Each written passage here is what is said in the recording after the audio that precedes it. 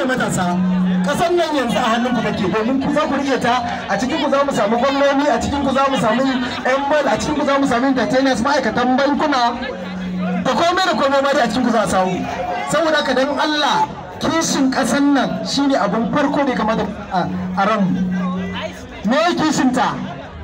Kishinta ba fa sai ka ɗauki kuɗinka ka yi wani abu ba, ko baka ɗau kuɗinka ka yi wani abu ba, a zuciyarka idan ka sa kana son ƙasarka ka tabbatar da cewa duk abin da ya shafi hakki na ɗan ƙasa da ya kamata kai ka yi a matsayinka na ɗan adam ka yi.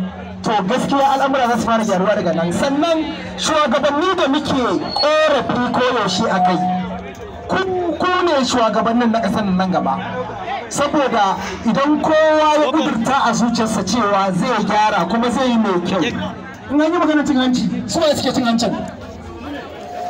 In ka san ba ne? To in ka sa a ranka in ka girma ba za ka ci hancin ba, ba an kai cin hancin ba kenan?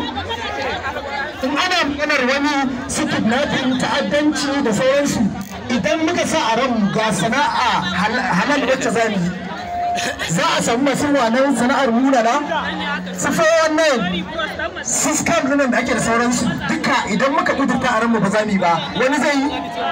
To idan muka sa wani a ranmu, ma'ana Najeriya tana da future mai kyau kenan, tunda matasan sun yi ikirarin abu mai kyau a zuciyarsu. Dan Allah abin da nake roƙo kenan a gurin yan uwanmu.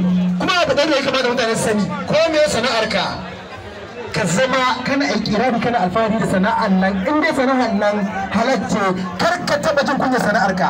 Kun san dalilin da sai ga muku wannan? Lokacin da ya fara fim din na Hausa da kuke gani, babu irin kushe da hassada da korafi da banci ba. Akwai wanda ya kalle ni ya ce ka je ka gama digiri ka zo kana wasan Hausa, na ce shi zan yi. Yau ina nake. Duk matsayin da wani yake tunanin ya kai, jin daɗin da yake tunanin yana da shi, alhamdulillah daidai gwargwado, ba fa rayuwar ƙarya ba, alhamdulillah daidai gwargwado.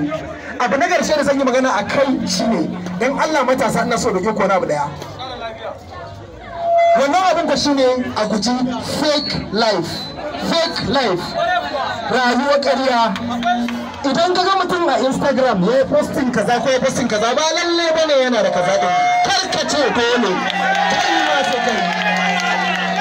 Wannan abin da nake magana a kansa ya karkata akalar tunanin matasa da yawa a ƙasar nan.